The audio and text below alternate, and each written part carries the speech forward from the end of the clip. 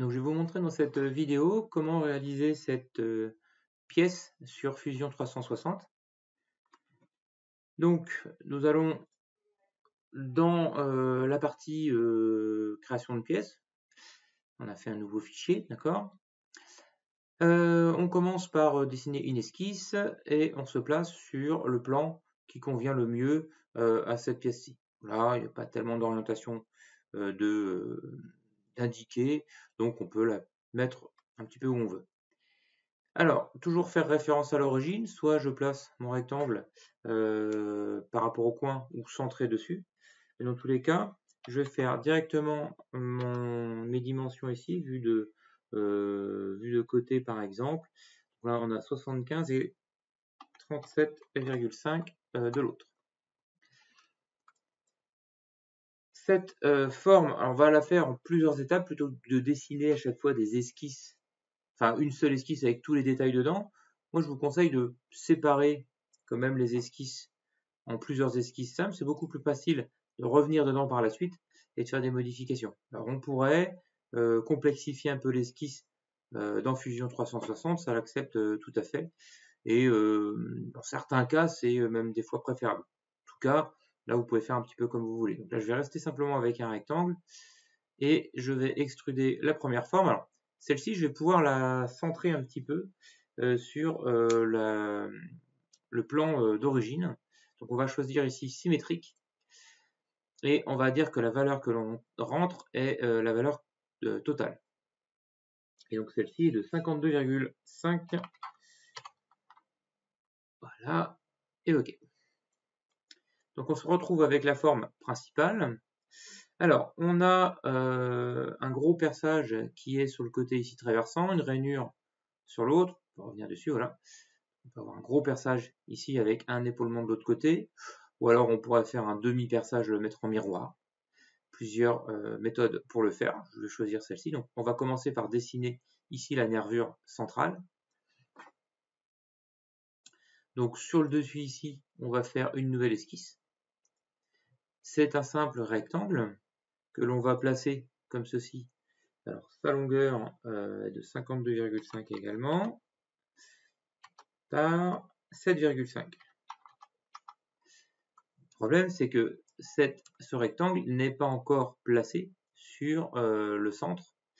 Alors on peut placer directement le milieu de ce trait-là au milieu de celui-ci. On aurait pu faire des alignements d'horizontalité entre le point d'origine et un des points ici. Voilà, ça convient bien. Et on extrude cette partie à travers tout. Donc on ne va pas faire dépasser une plus grande valeur. Pensez à bien prendre à chaque fois tout. C'est préférable que de dépasser un peu. On va placer le perçage sur le côté. Là, ça aurait pu être des cercles extrudés, mais on va utiliser la fonction perçage que l'on va placer ici. Alors, le perçage en lui-même va être placé par rapport au bord ici à 18,75. On aurait pu aller dans l'esquisse ou placer un point d'esquisse pour placer tout ça. Là, je vais simplement mettre des valeurs, c'est-à-dire la moitié de l'autre, et puis à 26 d'ici. Là aussi, au niveau des perçages, on a plusieurs méthodes de construction.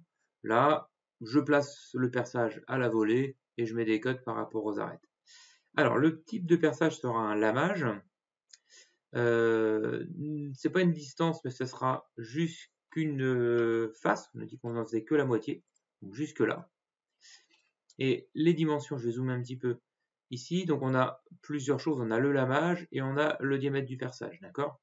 Donc le diamètre de ce perçage-là est un gros diamètre de Alors là c'est mal coté sur l'exercice, mais ça doit être 25. Et le lamage est à 30. On n'avait que la cote de 30. On va mettre cette valeur-là, ce sera bon. La profondeur également du lamage n'est pas indiquée sur l'exercice. Moi, je vous mettrai tout ça correctement. On va l'avoir ici, oui. On peut tirer dessus, avoir la cote directement, ou alors on peut saisir les informations dans la boîte de dialogue. Et on va mettre 5 de profondeur. Ce sera pas mal, peut-être un peu profond par rapport à l'exercice. On va mettre 3, ça suffira. Donc on va faire OK. J'ai envie de dire que les valeurs ne sont pas forcément hyper importantes. Le but c'est de réussir à faire la forme. On peut faire des miroirs maintenant, on pourra aussi faire des miroirs avec plusieurs éléments en même temps. Donc ce que je vous propose c'est de faire d'abord les formes ici et le mettre en miroir ensuite. Donc on a une sorte de décalage et un perçage dedans, qui lui aussi est à travers tout. Donc une nouvelle esquisse sur cette face-là. On dessine un trait ici et un cliquer-glisser en bout de ligne pour faire l'arc. On obtient la forme escomptée. Alors les dimensions, là c'est 7,5. Pareil ici.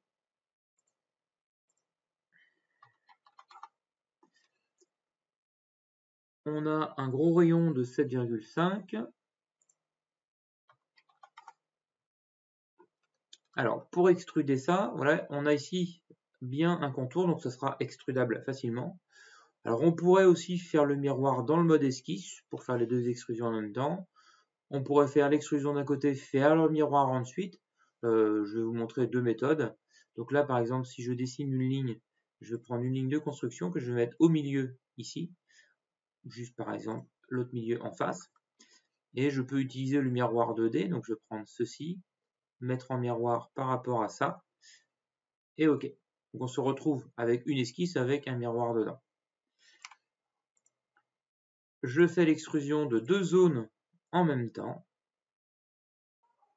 d'une profondeur de 11, enfin de moins 11, pardon, et on coupe.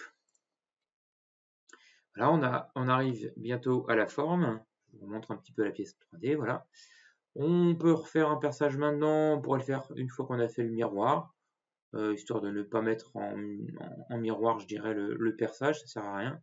Donc on va tout de suite mettre à faire le miroir de la 3D.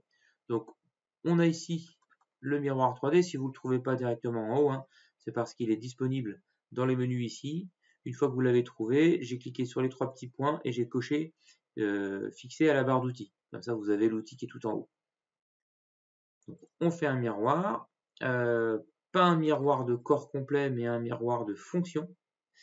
Je vais mettre en miroir le perçage et l'extrusion ici qui contenait deux zones faites en même temps. Le plan de symétrie, il existe déjà.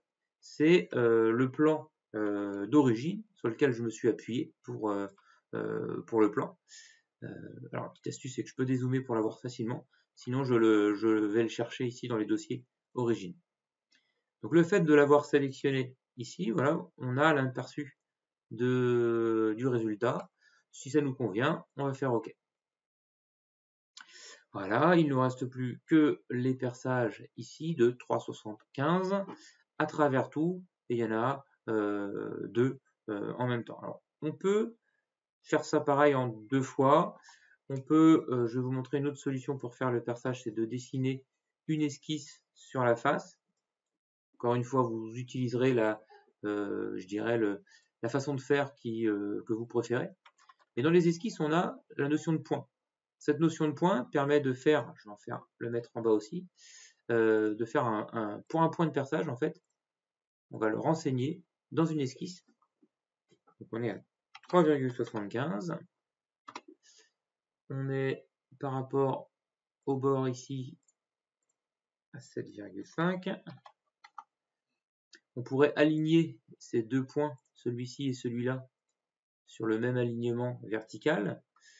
Et il ne nous restera plus qu'à mettre une cote ici, qui techniquement est la même que celle qui est en haut, donc je peux pointer dessus directement pour mettre une égalité de cote. Là, on est en paramétrique, on verra plus en détail cette notion-là dans d'autres exercices. Mais dans tous les cas, si je mets 3,5 ici, le perçage bouge. Je vais le laisser à cette valeur-là. Quand je choisis la fonction perçage ensuite, après avoir quitté l'esquisse, je peux lui dire je veux percer ici et ici. Donc ça va faire deux perçages en même temps.